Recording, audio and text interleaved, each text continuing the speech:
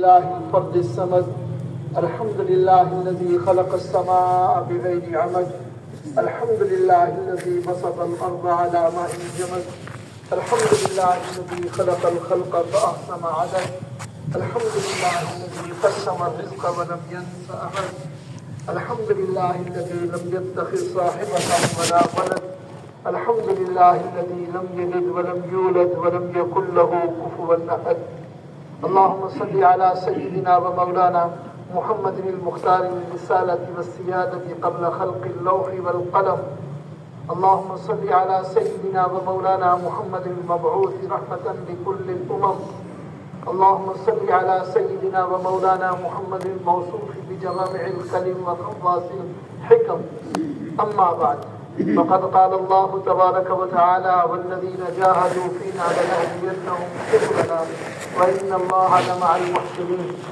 وقال النبي صلى الله تعالى عليه وسلم نظر الله عن سمع مقالتي فوعاها فأداها كما سمعها رب مبلغ أوعى من سامع أو كما قال عليه الصلاة والسلام وعن أنس رضي الله تعالى عنه قال قلنا يا رسول الله لا نأمر بالمعروف حتى نعمل به كله ولا ننهى عن المنكر حتى نجتنبه كله قال بل مروا بالمعروف وإن لم تعملوا به كله وننهوا عن المنكر وإن لم تجتنبوه كله رواه البيهقي أو كما قال عليه الصلاة والسلام. میرے محترم بھائیوں اور بزرگوں اور ساتھیوں، گزارش ہے یہ ہمارا تبلیغی مجمع ہے اور اللہ کا لاکھ لاکھ شکر ہے کہ اللہ نے مجھے اور آپ کو اس فتنے کے دور میں، مادے کے دور میں انبیاء علیہ السلام والی محنت کے ساتھ نسبت نصیب فرمائی. اس پر ہم اللہ کا شکر ادا کریں. دوسری گزارش یہ ہے کہ یہ بات کرنے والے کا کوئی کمال نہیں ہوتا کہ صاحب فلاں نے بہت اچھی بات کی، بات کرنے والے کا اس میں کوئی کمال نہیں. یہ سارا کمال تو سننے والوں کی توجہ پر ہوتا ہے. ہمارے اپنے بڑوں سے سنا ہے اور ویسے بھی قرآن کریم کی آیت ہے وَإِصْرَفْنَا إِلَيْكَ نَفَرًا مِنَ الْجِنِّ يَسْتَمِعُونَ الْقُرْآنَ فَلَمَّا حَضَرُوهُ قَالُوا أَنصِتُوا. وہ جنات نے بھی قرآن کو سنا ہے. یہ سننا ان کی ہدایت کا ذریعہ بنا. اِنَّا سَمِعْنَا قُرْآنًا عَجَبًا يَهْدِي إِلَى الرُّشْدِ. ہم نے ایسا قرآن سنا جو بڑا عجیب ہے، جو راہ راست کی راہ دکھاتا ہے. سننا ہمارے بڑے فرماتے ہیں عمل کی پہلی سیڑھی اور دل کا برتن خالی کر کے ہمیں سننا چاہیے. اللہ تبارک و تعالیٰ اس کی برکت سے سننے والے کی برکت سے کہنے والوں کے دل سے بھی حق بات فرمائے. ہماری تو ایک ہی بات ہے، میری نہیں، ہماری نہیں، بلکہ سارے نبیوں کی ایک ہی دعوت ہے، لا الہ الا اللہ یا لا الہ الا اللہ لا الہ الا اللہ. سارے نبیوں کی دعوت اسی میں منحصر ہے، اسی میں سارے نبی دعوت ہیں. اور پیارے میرے آپ کے پیارے نبی محمد رسول اللہ صلی اللہ علیہ وسلم امام الانبیاء ہے، نبی الانبیاء ہے، سید الانبیاء ہے، افضل الانبیاء ہے، شافی محشر ہے، ساقی کوثر ہیں، در یتیم ہیں، بی بی آمنہ کے لال ہیں. وہ بھی کیا دعوت دیتے ہیں؟ یا ایھا الناس قولوا لا الہ الا اللہ تفلحوا. اے ایمان والو، اے لوگو لا الہ الا اللہ کہو، کامیاب ہو جاؤ. تو اس لیے بھائی میری گزارش ہے آپ سے کہ آپ بھی اگر توجہ سے بات سنیں گے تو شاید اللہ تعالیٰ نے یہی میری بھی آپ کی ہدایت کا یہ وقت لکھا ہو. کوئی ایک جملہ کسی کے منہ سے ایسا بعض مرتبہ نکل جاتا ہے کہ وہ اس سامنے والے کی ہدایت کا ذریعہ بن جائے. اس لیے بھائی ہم نے وہ سنا ہے کہ مولانا یوسف صاحب رحمۃ اللہ علیہ نے مولانا عبید اللہ بلیاوی رحمۃ اللہ علیہ اور مولانا سعید احمد خان صاحب یہ دونوں حضرات مولانا الیاس صاحب رحمۃ اللہ علیہ کے براہ راست شاگرد تھے. دونوں براہ راست شاگرد تھے. ایک غضب کے ذہین تھے، ایک بیچارے کون ذہین تھے. مولانا عبید اللہ بلیاوی بہت ذہین تھے، بہت قابل تھے. سورت فاتحہ سے 6 نمبر ثابت تھے. سورت فاتحہ سے پورے کے پورے 6 نمبر وہ سناتے تھے. 80 سے 90 کی دہائی میں 82 میں اللہ نگرانی میں جانے کی توفیق کی، 83 میں چھٹے لگوائے، 84 میں رائے بند داخل ہوئے تو جوڑ پر وہ تشریف لائے. اس وقت جوڑ رائے بند مرکز میں ہوتا تھا پرانوں کا.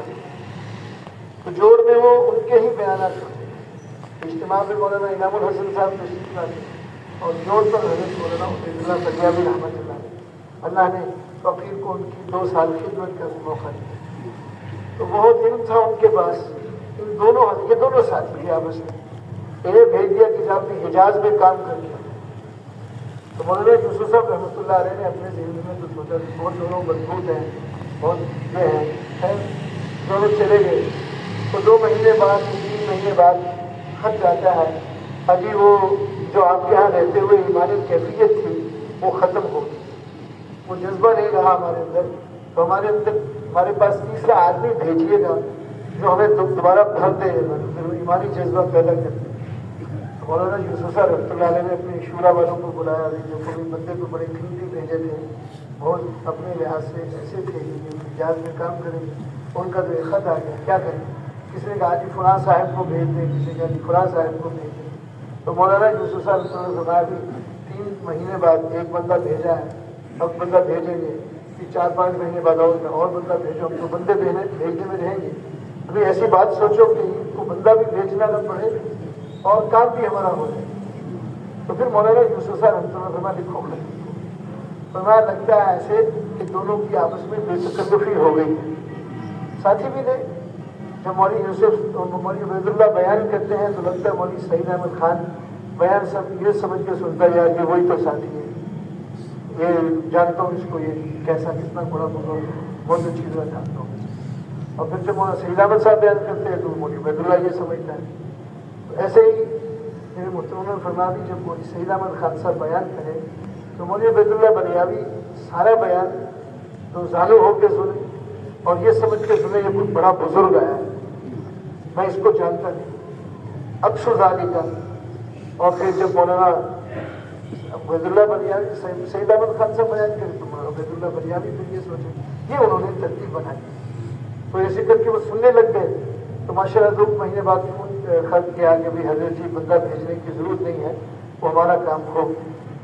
تو بات اصل میں میرے محترم بھائیوں یہ سننا ہے تو مولوی محبوب خود تو نہ تو یہ سے روزہ لگاتا ہے, نہ تو فیشت کرتا ہے, نہ کچھ اور کرتا ہے. تو اس کے بیان کا کیا فائدہ؟ اگر آپ لوگ یہ سمجھ کے سنیں گے تو پھر تو آپ کو کوئی فائدہ نہیں ہوگا. اور اگر آپ یہ سنیں گے کہ بھائی چلو بھائی بزرگوں نے مشے سے طے کر دیا بیان تو بھی مشے میں خیر ہوتی ہے.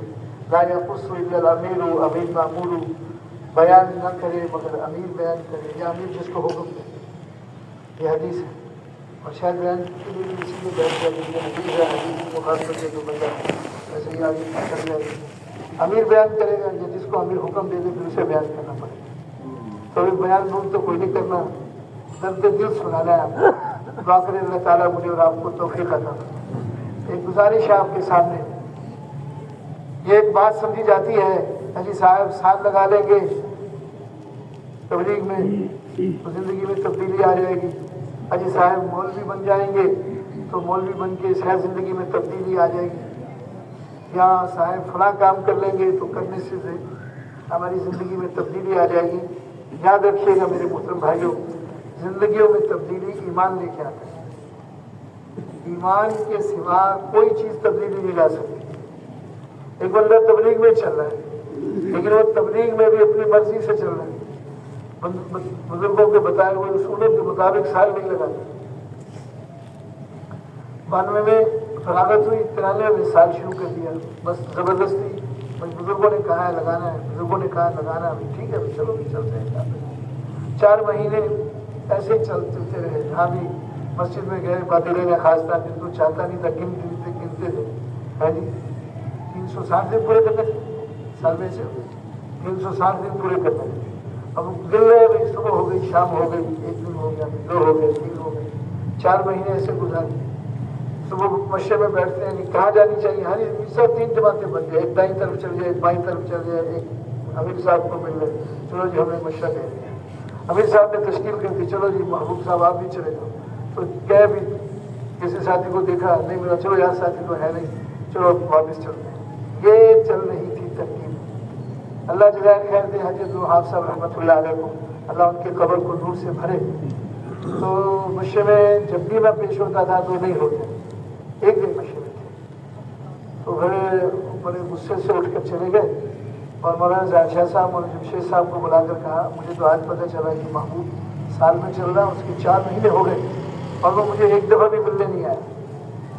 تو مولانا شاہ صاحب نے مجھے بتا حاجی صاحب غصے ہو رہے تھے، ملنے جاؤ ان کو، اور جمشید صاحب نے بلا کر کہا واپسی کی بات کرنے جا رہے تھے تو میں بھاگ کے گیا، ملنے لگا تو زور سے مجھے تھپڑ مارا، کہا کیوں ملنے نہیں آتے؟ میں کہا جی وہ لڑکے چھیڑتے تنگ کرتے ہیں، وہ جو حساب سے نمبر بناتا ہے، پھر نمبر بنے ہوئے، یہی بات مجھے ہمیشہ مانی، اس لیے اب تو بزرگوں کے پیچھے چلتے ہی تو اپنی زندگی رکھو بھائی، تصویر پھیرو، اللہ اللہ کرو، بس ٹھیک ہے۔ تو حاجی صاحب نے کہا جس سے محبت ہوتی ہے اس سے تو اس کے بارے میں تو ملامت برداشت کرنی پڑتی ہے جی۔ وہ پھر وہ مجھے متنبی کا شعر یاد آ گیا، اجد الملامت فیھا وانت ندیدۃ حبا لذکرک فلیلمنی لبم۔ میں نے کہا بات تو صحیح کہہ رہے ہیں حاجی صاحب، کبھی میرے منہ آج شام کو مجھے ملوا، میں رات کو چلا گیا، پھر دو باتیں کی حاجی صاحب، میں نے اگر تبلیغ سے فائدہ اٹھانا ہے تو پھر نفی اس بات کیا کرو اور دل پہ چوٹیں مارا کرو اور یہ کرا کرو کہ اللہ سے ہوتا ہے، اللہ کے غیر سے کچھ نہیں۔ اب بڑی خوب ماشاءاللہ انہوں نے خبر لی اور خوب تربیت فرماتے رہے، گھنٹہ مجھ سے بات کرتے رہے، کئی پہلوؤں پہ بات کرتے رہے۔ سارے کا خلاصہ یہ تھا کہ بھائی ایمان بناؤ گے تو سال میں چلنے کا فائدہ ہے۔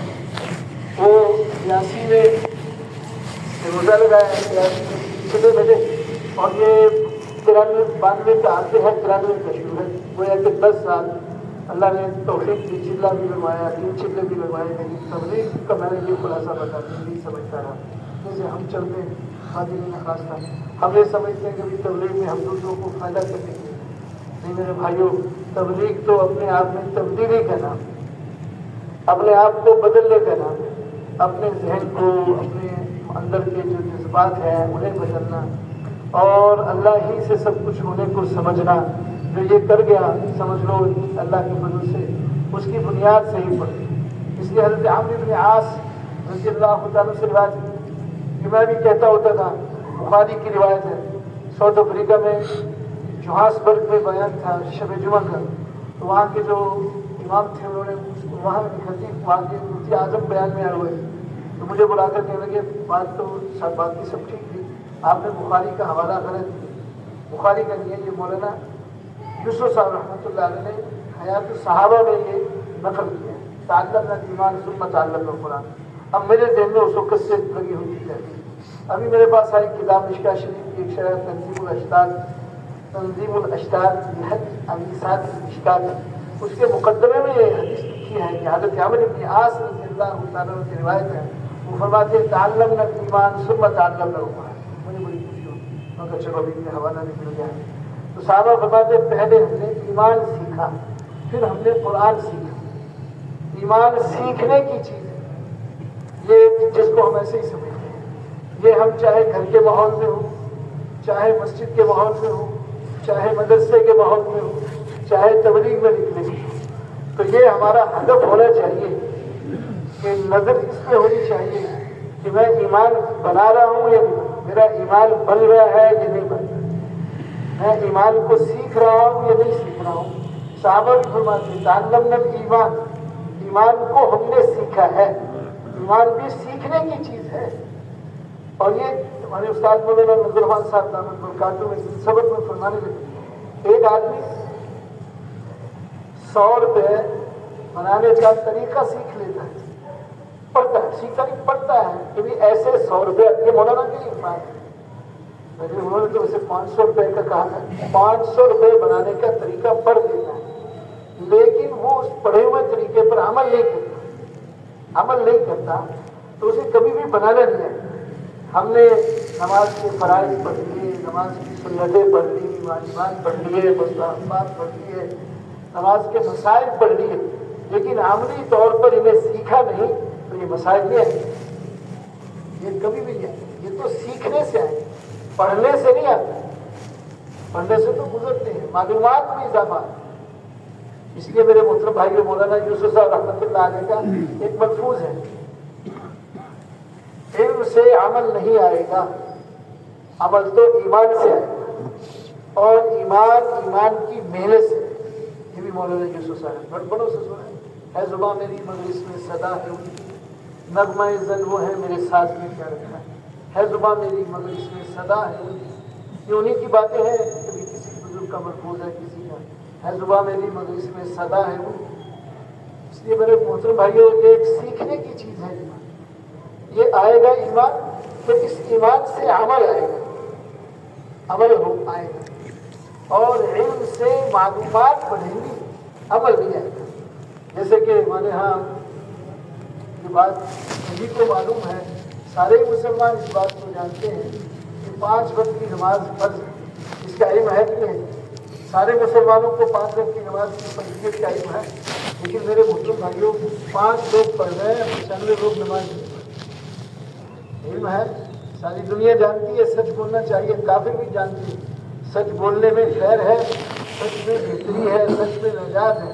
یہ ساری دنیا کے انسان اس بات کو جانتے ہیں, لیکن کتنے لوگ سچ بولتے ہیں, کتنے, یہ ہم سب کو معلوم ہے. تو علم ہے سچ بولنے کی, عمل نہیں ہے. تو معلوم یہ ہوا کہ ایمان آئے گا تو میرے محترم بھائیوں عمل بھی آئے گا, ایمان نہیں آئے گا تو پھر عمل بھی نہیں. وہی صحابہ کرام تھے, جب ان کی زندگیوں میں امام الانبیاء کی بعثت سے پہلے ایمان نہیں تھا تو ایک چھوٹی چھوٹی چیز پر لڑائی ہو جاتی, 40,000 آدمی دونوں قبیلوں کے قتل ہو جاتے اور سالوں لڑائیاں لڑتے رہتے. مولانا ابو الحسن ندوی رحمۃ اللہ علیہ نے, علی میاں رحمۃ اللہ علیہ نے کتاب لکھی ہے دنیا میں اسلام پہ عروج اور زوال, ایک کتاب لکھی ہے حضرت علی میاں صاحب رحمۃ اللہ علیہ نے. اس میں حضرت نے یہ بات لکھی ہے جی, تو حضرت نے لکھا ہے کہ 40 سال تک لڑائیاں ہوتی رہی اور ہزاروں آدمی قبیلوں کے مر گئے اور ایک ایک بات پہ لڑائیاں کرنے والی قوم تھی. لیکن میرے محترم بھائیوں جب انہی میں ایمان آیا, انہی کے اندر ایمان آیا, جیسا آیا 16 ہجری کو مدائن فتح ہوتا ہے, 16 ہجری کو مدائن فتح ہوتا ہے. ایک صحابی رسول صلی اللہ علیہ وسلم کے پاس کسرا کا تاج آتا ہے, کسرا کا تاج ان کے ہاتھ لگ جاتا ہے. اور یاد رکھیے گا حضرت علی میاں نے لکھا ہے کہ کسرا کا تاج 2.5 من کا تاج تھا. اب آپ کہیں گے جی 2.5 من کا وزن سر پہ رکھتا کیسے تھا, اس کو یہ سزا کیسے ملتی تھی؟ تو صاحب اس سے مغناطیس لگائے ہوئے تھے اور وہ سر پہ رکھا جاتا تھا. معلوم ایسے ہوتا تھا کہ سر پہ رکھا ہوا ہے, لیکن مغناطیسوں سے اسے معلق کر دیا جاتا ہے, سر سے اوپر ہی معلق کر کے رکھا جاتا ہے. دنیا کے قیمتی قسم کے جواہر اور یہ چیزیں اس کے تاج میں لگی ہوئی تھی. ایک صحابی رسول کے ہاتھ میں آتا ہے, اسے سیبا باندھتے ہیں, رسی باندھتے ہیں اور گھسیٹتا ہوا زمین پر لا کر جہاں مال غنیمت جمع ہو رہا تھا وہاں پھینکتے ہیں.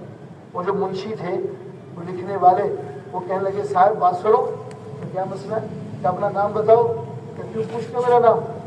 کہ بھائی بہت قیمتی چیز لے کے آئے ہو تو اس کی بقدر تمہیں 20 سے انعام ملے گا. فرمایا اللہ کی قسم اس کی قیمت میرے نزدیک ایک گھاس کے تنکے کی بھی نہیں. اگر ایک گھاس کے تنکے کی بھی قیمت ہوتی ہے جانا. اب یہ وہی ایمان بنا ہوا ہے, اور ایمان بننے سے عمل کرنا آسان ہے. ایک صحابیہ اپنے گھر سے باہر نکلتی ہے اور جب باہر نکلتی ہے, اب یہ آدھے راستے میں ہوتی ہے کہ ان کو پتہ چلتا ہے کہ پردے کو حکم آتا ہے, جلدی سے ایک پتھر کی اوٹ میں بیٹھ جاتی ہے, جلدی سے, اور بچے کو بھیجتی جاؤ میرے گھر جاؤ اور بڑی چادر لے کے آؤ. کسی نے کہا ابھی تو حکم آیا ہے, اور بڑے بڑے قدم اٹھا کے گھر چلی جاؤ. فرمایا اللہ کے حکم کے نازل ہو جانے کے بعد جان تو نکل سکتی ہے, قدم اللہ کے حکم کے خلاف نہیں ہو سکتی. یہ ایمان آئے گا تو عمل کرنا آسان ہے. شراب ان کو سب سے زیادہ محبوب, ہر چیز سے زیادہ محبوب شراب تھی. شراب کی حرمت کا اعلان ہوتا ہے, آسمانوں سے فیصلہ آتا ہے. تو فرمایا روایات میں آتا ہے کہ شراب مدینے کی گلیوں میں ایسے بہ رہی تھی جیسے بہت بڑا کوئی سیلاب آیا ہو. تو جن صاحب کے ہاتھ میں تھی ان کے ہونٹوں تک نہیں گئی, جن کے ہونٹوں میں لگ گئی ان کے حلق میں نہیں پہنچی, جن کے حلق میں گئی ان کے نیچے پیٹ میں نہیں گئی, جن کے پیٹ میں چلی گئی تھی اس نے انگلی مار کے اس کی کر دی. یہ ایمان بنتا ہے. جب ایمان آتا ہے پھر عمل کرنا آسان ہوتا ہے. اس لیے میرے بھائیوں ہر چیز کو سیکھا, سلائی مشین کو سیکھا, موٹر سائیکل چلانا سیکھا, گاڑی چلانے سیکھی, دنیا کی ہر مشینری سیکھی.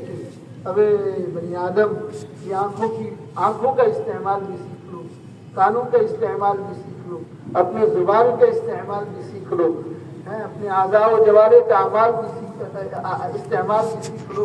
میرے بھائیوں تبلیغ والے صرف یہ بات کہہ رہے ہیں کہ جیسے ہم ہر چیز کا استعمال سیکھے ہیں، یہ 6 فٹ کے انسان میں جو اتنی مشینری اللہ نے فٹ کر دی ہے، ان کا استعمال بھی سیکھ لو۔ جب ان کا استعمال آ جائے گا تو پھر میرے محترم بھائیوں اعمال کتنا آسان ہو جائے۔ رائمنڈ میں پڑھتے تھے تو اس وقت 1.5 سال کی جماعتیں بھی چلتی، 1.5 سال کی جماعتیں چلتی، تو اس مجھے اپنا ایک شوق تھا میرا، اللہ کا شکر ہے میں سے فارغ ہو کے میں جلدی فارغ ہو جاتا تو میں پھر علماء کے بیان میں بیٹھ جاتا، یا کبھی بھائی عبداللطیف صاحب رحمۃ اللہ علیہ لاہور کے تھے تو وہ خطوط سنانے ہوتے تھے مشے میں، تو میں ان کے خطوط سننے بیٹھ جاتا میں، اللہ تعالیٰ آسانی کرتے تھے۔ تو خیر ایک دن وہ خط سنبھالے تھے، 1 سال کی ایک جماعت چل رہی تھی، اور اس جماعت کو چلتے میرے محترم بھائیوں 14 مہینے گزر چکے تھے اللہ کے راستے میں، 14 مہینے ہو چکے تھے، اور 4 مہینے اس جماعت کے باقی تھے۔ ریل گاڑی میں سفر کر رہے تھے تو ریل پہ جماعت بیٹھی ہوئی ہے، تو ٹکٹ سلیکٹر جو بچی تھی وہ ٹکٹ کاٹنے والا مرد ہونے کی لڑکی جو جماعت نے جماعتوں کو دیکھا ماشاءاللہ چہرے پہ نور، پگڑیاں بندھی ہوئی، تو تھوڑی سی متاثر ہوئی، تو اس نے آگے ہاتھ بڑھایا مسافہ کرنے کے لیے۔ اب سارے شدت رہ گئے، دیکھنے رہ گئے، ابھی عورت ہے، غیر محرم ہے، اسے ہم سلام کیسے دیں؟ تو امیر صاحب آگے کھڑے ہوئے، کہنے لگے بیٹا ہم مسلمان ہیں اور ہم غیر محرم عورت سے مسافہ نہیں کرتے۔ کہا کون ہو آپ؟ مسلمان ہیں۔ مسلمان کون ہوتے ہیں؟ تو موقع مل گیا۔ کہاں سے آئے ہو؟ پاکستان سے آئے ہیں۔ کتنا عرصہ ہو گیا؟ اچھا 14 مہینہ ہو گئے، آپ نے عورت کو ٹچ نہیں کیا؟ نہیں کیا، کبھی نہیں کیا۔ کیسے آپ 14 مہینے عورت کے بغیر کیسے رہ سکتے ہیں؟ اب وہ امیر صاحب کہتے ہیں تھوڑی دیر پریشان تو ہوا، اب میں اس کو کیسے سمجھاؤں کہ ہمیں ایمان نے روکا ہوا، وہ کیا جانے ایمان۔ اب امیر صاحب نے فرمایا بیٹا یہ بتاؤ کہ جو آپ کی گاڑی ہے، ریل گاڑی پہ ہم لوگ بیٹھے چل رہے ہیں، سفر کر رہے ہیں، یہ کتنے گھنٹے کی رفتار سے بھاگ رہی ہے؟ 30,000 کلومیٹر گھنٹے سے بھاگ رہی ہے۔ تو انہوں نے بتایا کہ 1 گھنٹے میں یہ 50 کلومیٹر طے کر رہی ہے۔ تب بیٹا اس کو اتنی تیزی سے روکنے والی کوئی چیز ہے کیا؟ ہاں بریک ہے، بریک روکے اس کو۔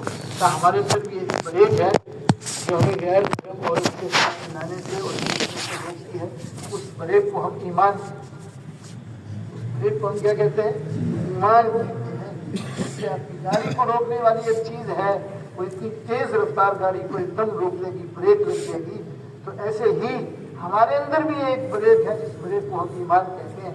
بیٹا وہ ایمان ہمیں روکتا ہے۔ تو بچی متاثر ہوئی۔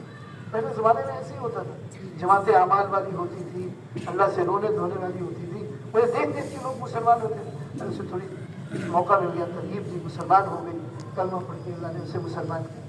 تو بھی میرے محترم بھائیوں ایمان بھی سیکھنے کی چیز ہے۔ جب یہ آئے گا ہر طرح کی برائی، فحاشی یہ انسان سے ختم ہوتی چاہیے۔ ایسے ہی ایک جماعت کی کارگزاری بھی وہی رائے میں آئی، تو فرما رہے تھے کہ ایک امریکہ میں ایک جماعت چلی گئی،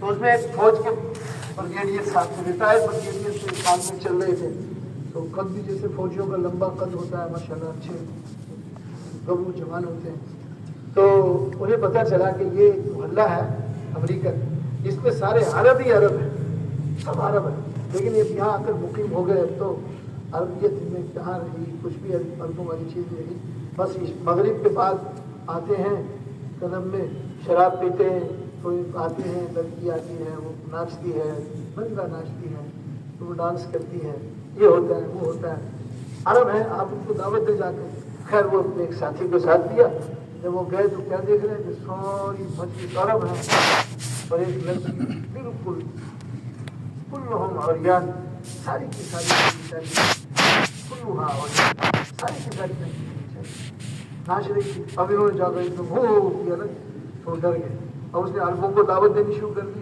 وہ تو بیچارے اتنے شراب میں مست ہوئے تھے، ان کو ہوش نہیں لگے۔ تو اس کا شوہر نا جی وہ ڈھول بجا رہا تھا یا کوئی ڈرم بجا رہا تھا مطلب والا، تو اس نے کہا ابے چھوڑو ان کو، ان کی تو عقل معاف ہو گئی ہے، ہمیں بتاؤ کیا کہنا ہے۔ تو انہوں نے کہا پہلے یہ جو میز پوش پڑے ہوئے ہیں نا جی میزوں کے اوپر، ان سے اپنا جسم ڈھانپو، उसमें खानदान उनको दावत दी ऐसी दी कि अल्लाह ताला ने उन्हें ईमान और कलमे से नवाजा, मुसलमान हो गए। खैर वो सुबह चले गए घरों को, तो सुबह यहाँ गए, उनको बताया कि यहाँ इस्लामिक सेंटर है, आप वहाँ चले जाएँ और जाकर इस्लाम की बुनियादी चीज़ें सीखें। तो उसने फिर अपनी बीवी से कहा कि देखो भाई, अब तो इस्लाम में औरत की कमाई ठीक नहीं है, औरत कमा नहीं सकती, क्योंकि हम पाकिस्तानी है माशाल्लाह, औरतों को भी कमाने पे लगाया हुआ, बच्चों को भी लगाने लगाया हुआ। अब ये देखो ये इनमें ईमान है। उसने कहा ये तो नहीं हो सकता, अब नहीं कमाऊँगा। अल्लाह की शान ये हुई कि इम्तिहान तो आता है, आया तो हमें वो फाके आने शुरू हो गए। कहाँ हज़ारों डॉलर एक रात में कमाते थे, अब वो सारे ख़त्म। इम्तिहान आया, अमीर साहब से रब्ता किया, उनका बेटा जमा रहो, अल्लाह ताला मदद करेगा। खैर तो 5-6 महीने गुजरने के बाद वो अमीर साहब, हमारे वो ब्रिगेडियर साहब कहते हैं, वो बच्ची का मुझे फ़ोन आया कि मैं सालन पका रही थी तो अचानक मेरे सर से दुपट्टा उतर गया, तो क्या अल्लाह मुझे अजाब तो नहीं देगा?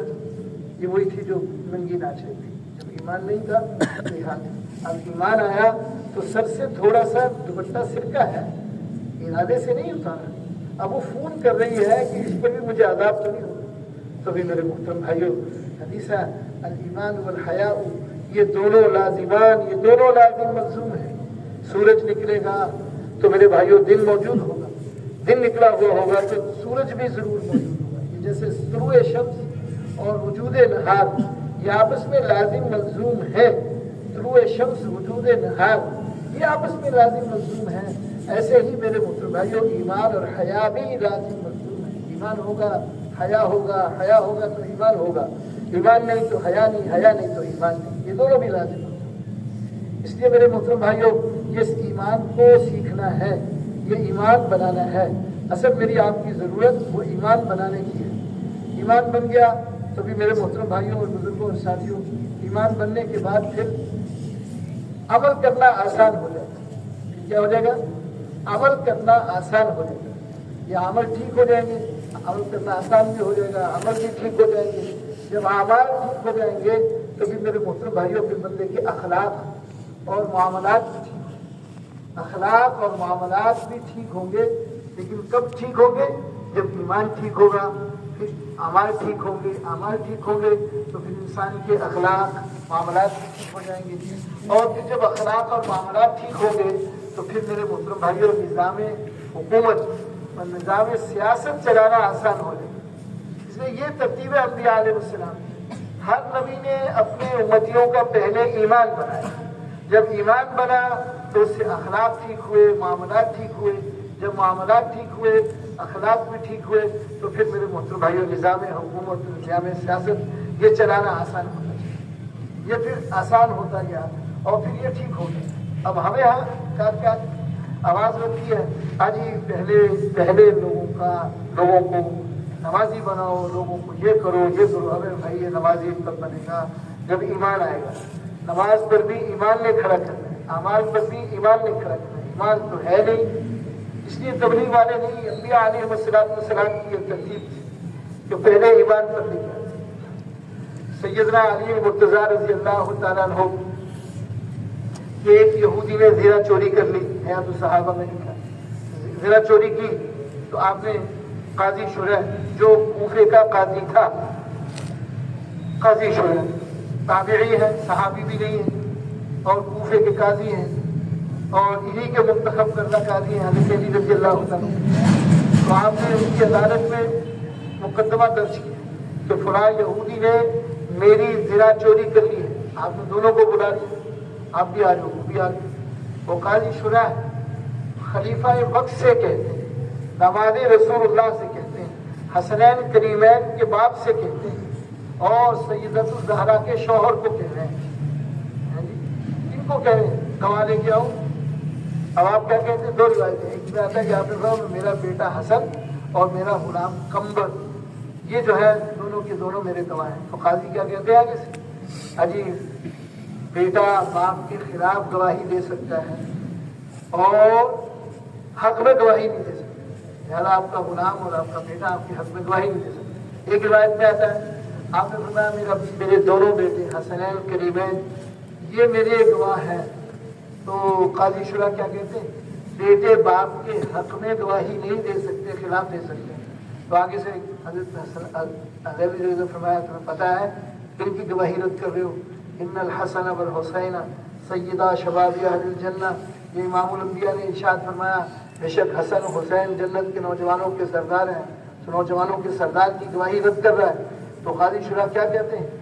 حاجی بھائی وہ جنت کے سردار آخرت میں ہے، میں دنیا کی بات کر رہا ہوں۔ میں کس کی بات کر رہا ہوں؟ میں دنیا کی بات کر رہا ہوں۔ یہ دنیا میں عدالت کے فیصلے کی بات کر رہا ہوں۔ آپ کے پاس گواہ نہیں ہے، لہذا یہ زنا بھی آپ کی نہیں ہے۔ وہ یہودی تو جانتا تھا کہ بھی زنا میری ہے ہی نہیں ہے، تو یہ میں نے چرائی ہے۔ لیکن دیکھو ان کا قاضی، انہیں کا منتخب قاضی ان کے خلاف کیا کہتے ہیں، اس کو فیصلہ کر رہا ہے اور یہ اس کو قبول کر رہے ہیں۔ یہ سچے لوگ ہیں۔ اشہد ان لا الہ الا اللہ و اشہد ان محمد رسول اللہ پڑھ کے مسلمان تو بھائی ایمان بنے گا، معاملات ٹھیک ہوں گے، اخلاق ٹھیک ہوں گے، عبادات سب کچھ ٹھیک ہوگی، پھر نظام حکومت، نظام سیاست کو چلانا بھی آسان ہو جائے گا۔ جب یہ ٹھیک نہیں ہوگا تو پھر میرے محترم بھائیوں نظام میں گڑبڑی آتی رہے گی، گڑبڑی آتی رہے گی۔ وہ ہمارے بزرگ تھے مولانا جمیل صاحب رحمۃ اللہ علیہ، ان کی قبر کے دور سے بڑے امام مرکز ہیں جی، تو فرمایا کرتے تھے کہ یہ سب چنگیوں کا دور تھا۔ میں نے بھی دیکھا ہے چنگیاں، ہمارے یہاں بھی چنگیاں تھے، ابھی کچھ دنوں پہلے یہاں یہ کمولے روڈ پر یہ جلندریوں کی فیکٹری کے قریب تھے، اس کا اڑ گیا، یہ اس روڈ پر بھی چنگیاں ہوتی تھی، چنگیوں کا دور تھا۔ اب ایمان نہیں بنا ہوا تو حال دیکھیں کیا ہے۔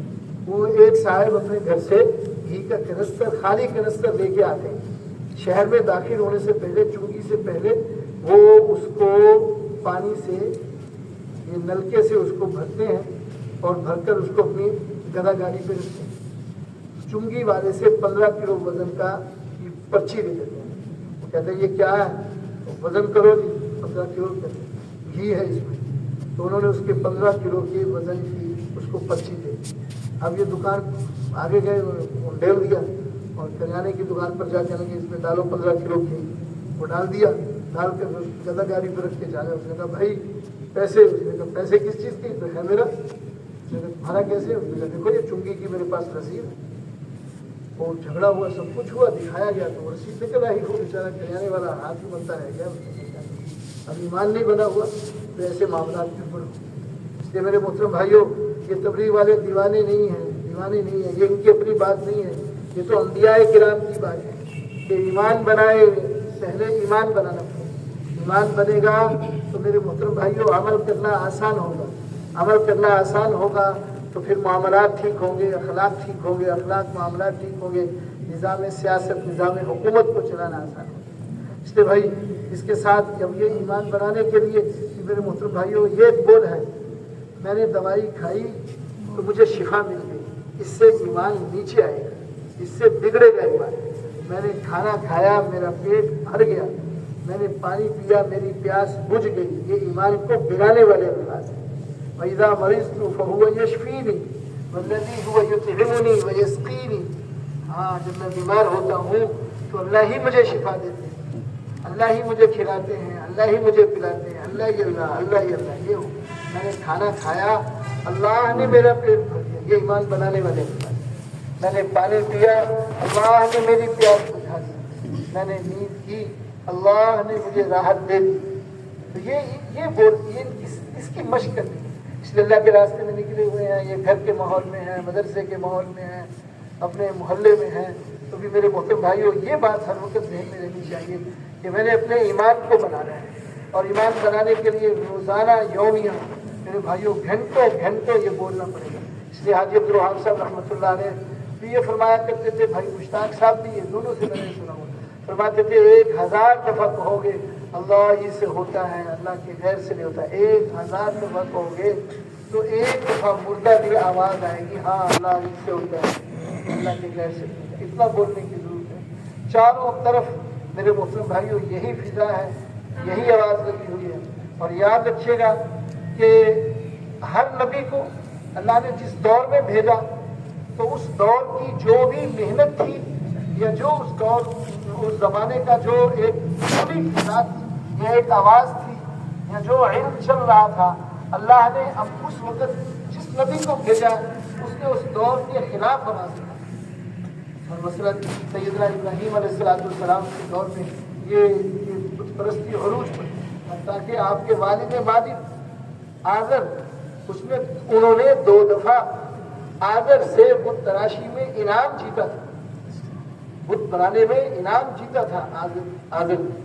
اتنے بڑے بت تراش کے بیٹے، اور سارا ہی اس زمانے کا جو تھا بت تراشی میں، ان ابراہیم کان امۃ، ابراہیم اکیلا ہی امت، اکیلے ہیں ابراہیم علیہ السلام، اور ساری دنیا بت پرستی کے پیچھے لگی ہوئی. ابراہیم علیہ السلام کیا کریں؟ انی وجہت وجہی للذی فطر السماوات والارض حنیفا وما انا من المشرکین. جو تم نے، کسی نے ستاروں کو خدا بنایا ہوا ہے، کسی نے چاند کو بنایا ہوا ہے، کسی نے سورج کو بنایا ہوا ہے، یہ کسی نے کچھ بنایا ہوا ہے، میں ان سارے خداؤں کے شریکوں سے بری ہوں. یہ کوئی خدا نہیں، خدا صرف وہ ہے جس نے آسمان و زمین کو پیدا کیا. یہ اکیلے. تو وہ آواز لگائی اس نبی کو، وہ محنت دے کے بھیجی میرے مسلم بھائیوں جو اس دور کے خلاف. موسیٰ علیہ السلام آئے، جادوگری کا دور ہے، جادوگری عروج پر ہے، مصر کی جادوگری پوری دنیا میں ہے. لیکن موسیٰ علیہ السلام کو کوئی جادوگری نہیں سکھائی، کچھ نہیں سکھایا. اور فرمایا موسیٰ جی جائیے گا فرعون کے دربار میں، جائیے گا، اسے بتائیے گا اذهب الى فرعون انه طغى، فرعون کے پاس جائیے گا، وہ بڑا سرکش ہو گیا، اور اسے دعوت دیجیے گا ہماری، اسے بتاؤ کہ معبود صرف اللہ کی ذات ہے. تو موسیٰ علیہ السلام آتے ہیں تو وہ زمانے کے سارے جادوگر اکٹھے کر لیے گئے اور انہوں نے رسیاں پھینکی. مفسرین نے لکھا ہے ان کی رسیاں ہی تھیں، سانپ نہیں بنے تھے. لیکن ان جادوگروں نے دیکھنے والوں کی آنکھوں پر جادو کر دیا، آنکھوں پر جادو کیا، انہیں وہ رسیاں سانپ نظر آنے لگی. حتیٰ کہ موسیٰ علیہ السلام کی آنکھوں پر بھی جادو کیا. موسیٰ علیہ السلام تھوڑے گھبرائے تو اللہ تعالیٰ نے فرمایا موسیٰ جی گھبراؤ نہیں، القیہا، آپ بھی اپنی لاٹھی کو پھینکیں، اب کوئی جادوگری نہیں ہے. جب ان کو لاٹھی پھینکی وہ بن گیا سانپ. فَإِذَا هِيَ حَيَّةٌ تَسْعَىٰ، اور دوسری آیت میں ہے کَأَنَّهَا تو فَإِذَا هِيَ ثُعْبَانٌ مُّبِينٌ، وہ تو بہت بڑا اژدہا بن گیا. اور ایک میں ہے کَأَنَّهَا جَانٌّ وَلَّا مُدْبِرًا، جان، چھوٹے سے سانپ کو، یہ پہاڑی علاقے میں جو سانپ ہوتا ہے چھوٹی سا ہوتا ہے، یہ ماتھے پہ آ کے رہتا ہے اڑ کر، اتنا سا ہوتا ہے، بڑی انگلی جتنا ہوتا ہے، اسے جان. اور ثعبان یہ افریقی ممالک میں بڑے بڑے اژدہے ہوتے ہیں، موٹے موٹے اور بڑے بڑے لمبے، اور ان میں پھرتیلا پن کوئی نہیں ہوتا، نہ ان میں زہر ہوتی ہے. اور افریقیوں کے بچے اوپر بیٹھ کے اس میں کھیلتے رہتے ہیں، وہ جان ہوتا ہے. اور حیہ جس کو ہم کالا ناگ کہتے ہیں، یہ زہریلا سانپ ہوتا ہے. یہ ہے. اب میرے محترم بھائیوں، ایک سانپ پر 3 لفظ بولے گئے. حیہ ثعبان نہیں ہو سکتا، ثعبان حیہ نہیں ہو سکتا، اور ثعبان جان نہیں ہو سکتا. تو اللہ تعالیٰ نے فرمایا میں وہ رب ہوں جو ایک چیز میں تینوں چیزیں جمع کر دوں.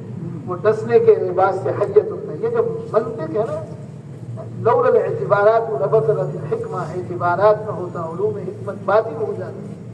امام غزالی فرماتے من لم یعرف المنطق فلا ثقة له فی علمہ، جسے منطق نہیں آتی اس کا علم کا کوئی اعتبار نہیں. ہمارے دادا استاد تھے مولوی احمد بٹلہ صاحب تھے، مولوی عبدالرحمن صاحب تھے، مولوی عبدالمجید صاحب رحمۃ اللہ علیہ، وہ فرماتے تھے محبوب ایک کچی روٹی ہے سارا علم، جنہوں تک منطق دی آگ نہ دیتی روٹی پکڑی نہیں، ان کو منطق کی آگ دیا کرو. یہ استاد جی فرما کرتے تھے، ہمارے دادا استاد تھے مولانا عبدالمجید صاحب. اب یہ بھی یہ بات آ گئی، اب ایک سانپ حیہ بھی ہے اور وہ ثعبان بھی ہے. کیسے؟ اب اعتبارات آ گئے. نسلے کے لحاظ سے حیہ ہے، طاقت میں ثعبان ہے، طاقت میں ثعبان ہے، اور پھرتیلے پن میں وہ جان ہے.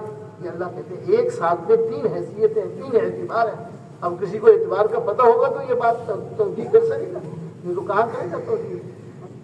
تو اس لیے میرے محترم ابھی ہم پچھلے دنوں حدیث پڑھ رہے تھے، اول ما خلق، اللہ کے نبی صلی اللہ علیہ وسلم نے فرمایا اللہ نے سب سے پہلی چیز جو پیدا کی تو اللہ نے قلم پیدا کی. اب اعتراض ہوا ہے، حدیث میں تعارض آ گیا ہے. حدیث میں آتا ہے کہ اللہ نے سب سے پہلے جو چیز پیدا کی وہ حضور صلی اللہ علیہ وسلم کی روح کو پیدا کی. اور ایک حدیث میں آتا ہے اللہ تعالیٰ نے سب سے پہلے عرش کو پیدا کیا. ایک روایت میں آتا ہے اللہ نے سب سے پہلے عقل کو پیدا کیا. یہ اولیتیں تو کئی چیزوں کے لیے آئی، حالانکہ اول تو ایک ہی ہوگی. اب یہاں آئی وہ بات، ایک کو اول حقیقی حاصل ہے، ایک کو عرفی حاصل ہے یا ابتدائی یا اس کو اضافی کہہ دو. اب یہ چیزیں علم کو پکا نہیں کرتی تو پھنسے بیٹھے تھے ہم. اب یہ ایک چیز اول ہو سکتی ہے, دوسری کو اول کیسے کہیں گے؟ اب کہیں گے کہ اول کی کس میں ہے, اول حقیقی, اول اضافی, اول عرفی. تو اس لیے میرے بھائیوں علوم میں بھی وثوق ہونا چاہیے. ایسے ہی اردو نہیں بن جانا چاہیے کوئی پکڑ کے بیٹھا ہو. اب یہ کتنے عرصے سے پاکستان کے علماء کو چیلنج ہے کہ ہمیں سود کا متبادل نظام لا کر دو, کوئی نہیں پیش کر سکتا, کوئی پیش نہیں کرتے. کرتے ہیں تو اس کو مان کر کے مولوی تمہیں کیا پتہ, تو ہماری کوئی جو ویسے نہیں مانتے. کاش کہ کوئی ہو کو ثابت کر سکے, ان کے سامنے کچھ دلائل کی دنیا میں لا سکے. کیا مفتی تقی عثمانی صاحب نے, لیکن اسے مانتے ہی نہیں. پیش کیا مفتی تقی عثمانی صاحب سود کا متبادل نظام. تو گزارش ہے میرے محترم بھائیوں, تو عرض کر رہا تھا کہ اب یہ جادو کا دور ہے. جادو کے دور میں جادو کے بغیر موسیٰ علیہ السلام کو اللہ نے اپنا علم دے کر دیا. عیسیٰ علیہ السلام کا دور آیا, حکیم تھے, یہ ارسطاطالیس, یہ ابو علی سینا, افلاطون, یہ سارے عیسیٰ علیہ السلام کے زمانے میں دنیا کے مانے ہوئے تھے. عیسیٰ علیہ السلام کو کوئی حکمت نہیں تھی. حکمت کے بغیر یبرئ الاکمہ والابرص ویحیی الموتیٰ بإذن اللہ, مادر زاد اندروں کو شفا دے دیتے تھے اللہ ان کے ذریعے سے, اور کوڑیوں کو شفا دے دیتے تھے, کوئی کوڑی نہیں ملتی تھی. اب اللہ نے بتایا حکمت کے بغیر نکل کے دیا جو دور چل رہا تھا. پھر امام الانبیاء کا دور آیا, دنیا میں فصاحت و بلاغت عروج پر, قصے بن سعید جیسا, قصید بن کلاب جیسے, اور بڑے بڑے عرب, فصیح بلیغ عرب, امرؤ القیس جیسے شاعر دنیا میں موجود ہیں. اور اللہ نے نبی کن کو بھیجا. عقل کہتی ہے نبی ایسے آنے چاہیے کہ جو ان سے بھی زیادہ پڑھے لکھے ہو. نبی امی کو بنا کر ان کے مقابلے میں کن کو بنا؟ نبی امی کو. وما كنت تتلو من قبله من كتاب ولا تخطه بيمينك اذا لارتاب المبطلون. آپ کا دائیں ہاتھ کچھ لکھ نہیں سکتا, آپ نبی امی ہیں. میرے کہنے کا مقصد یہ ہے کہ ہر نبی کو جس دور میں بھیجا اس دور کی محنت کے خلاف آواز دے گی. اب فصاحت بلاغت کا دور تھا. 7 شاعر دنیا کے مانے ہوئے شاعر اکٹھے ہوئے, انہوں نے کتاب لکھی جس کا نام سبا معلقہ ہے. وہ لکھی گئی, بیت اللہ میں لٹکائی گئی, اور بیت اللہ میں لٹکا کے میرے محترم بھائیوں اس کی چرچے ہوئے. اس کے مقابلے میں لاؤ کوئی فصاحت و بلاغت, لاؤ کوئی اس کے مقابلے میں. لیکن میرے محترم بھائیوں عقل یہ کہتی تھی کہ ان کے مقابلے میں بھی کوئی اس طرح فصیح بلیغ نبی آنا چاہیے. نبی لے آئے. تو میری ساری بات کا بڑا وعدہ ہے. سبا ملکہ کا پہلا شعر مسلمانی میں آتا. خیر, تو یہ اس کے مقابلے میں آپ صلی اللہ علیہ وسلم پر جب صورت کوثر اترتی ہے تو مقابلہ کیا جاتا ہے سبا معلقہ کا اور صورت کوثر کا. نبی اس کا مقابلہ اس کے ساتھ کچھ بھی نہیں, اسے اتار کے پھینک دیا جاتا ہے. قرآن کا دھکا دنیا میں بجنا شروع ہو جاتا ہے. تو بھی میرے بھائیوں اب اس دور میں بھی یہی بات آواز ہوتی ہے, پیسے سے یہ ہوگا, دولت سے یہ ہوگا, عہدوں سے یہ ہوگا, ڈگریوں سے ہوگا. اللہ اس دعوت کی برکت سے کیا آواز لگوا رہے ہیں, ان سے کچھ نہیں ہوگا. ان سے وہ ہوگا جو اللہ چاہے. اللہ اگر ان سے نہیں چاہیں گے کچھ تو کچھ نہیں ہو سکتا. یہ انبیاء علیہ السلام کا طرز ہے. جن زمانے میں بھی اللہ نے نبیوں کو بھیجا, وہ سبا معلقہ کا سب سے پہلا شعر کفا نبکی من ذکر حبیبی بمنزلی بسبط اللواء بین الدخول وحولی وقوفا بها صحبی علی مطیہم یقولون لا تحلق اسا وتجملی. جب میرے قیس کو چھوٹا تھا قتل کرنے کے لیے لے گئے تو اس نے یہ شعر پھر بدی پڑھے, اور جب باپ کو لا کر سنایا کہ اس نے پڑھے, اس نے کہا دنیا میں آج تک کوئی شاعر ایسا نہیں آیا جس نے ایک شعر میں محبوب, اس کے گھر کو اور اس کے گھر کو یاد کر کے رونے کو ایک شعر میں ذکر کیا ہو. یہ ساری بلاغت 2 شعروں میں موجود ہے. آج تک دنیا میں کوئی شاعر ایسا نہیں ہے. ایسے بلاغت کے دور میں نبی امی آئے, وہ آواز لگوائی ہے جو میرے محترم بھائیوں اس نبی سے. تو یہی آواز جو آج لگ رہی ہے یہ کوئی نئی نہیں ہے, یہ دور کے خلاف ہو. یاد رکھیے گا افلاطون کے الفاظ ہیں, دنیا میں وہی آدمی کامیاب ہو سکتا ہے جو معاشرے کے خلاف جسے کرنا, جسے معاشرے کے خلاف چلنا آ گیا, کامیاب بھی وہی ہوگا. چھوٹے چھوٹے ہوتے تھے تو ایک آواز لگتی تھی پہرے داروں کی, جاگتے رہنا جاگتے رہنا. گھروں میں محلے میں آواز بج گئی اور رٹ لے کے نوجوان پہرے دے تو ان کی آواز پہ کوئی نہیں جانتا. ان سے پوچھے بھی بے وقوف آدمی ساری رات ایک آواز لگاتے ہو جاگتے رہنا تمہاری آواز سے تو کچھ جاگتا نہیں ہے. اور تبلیغ والے کہتے ہیں ایک ہی آواز لگائی جا رہے ہو, ایک ہی آواز لگائی جو تبلیغی دعانے تبدیلی کے مقدم ہے کیا. السعی منا والاجتماع من اللہ, کوشش ہمارے نتیجہ تو اللہ کے پاس ہے, ہم تو نتیجے کے مکلف نہیں ہے, ہم تو محنت کے مکلف ہیں. تو کسی نے پوچھا ہوگا بھی ہم تو آواز اس کے لگا رہے ہیں کہ سارا ماحول سونے کا بنا ہو, سوئے ہوئے, اگر اس کے خلاف آواز نہ لگائی تو ہم بھی بہتی گنگاہ میں بہ جائیں گے, اس کے خلاف آواز. اس لیے میرے بھائیوں, اگر ہم معاشرے میں زندگی عزت چاہتے ہیں تو ہمیں بھی وہی آواز لگانی پڑے گی جو انبیاء علیہ السلام. انبیاء علیہ السلام کی آواز کیا تھی کہ میرے مسلم بھائیوں, اللہ تعالیٰ یہ لا الہ الا اللہ کا پہلا دن اللہ سے ہوتا ہے, اللہ کی خیر سے نہیں ہوتا. یہ میرے بھائیوں سبق پکا کرنا میری بھی ضرورت ہے, آپ کی بھی ضرورت ہے. اس کو ہم پکا کریں, اپنے گھروں میں بھی یہ آواز لگائیں, اپنے معاشرے میں بھی یہی آواز لگائیں, اٹھتے بیٹھتے سفر میں ہے تو تب بھی یہی آواز لگائیں. اس کلمے کا دوسرا دل ہے محمد رسول اللہ, یہ حضور پاک صلی اللہ علیہ وسلم کے دونوں جہانوں کی کامیابی ہے. دیکھیے کہتے ہیں محبت کے کچھ اسباب ہوتے ہیں.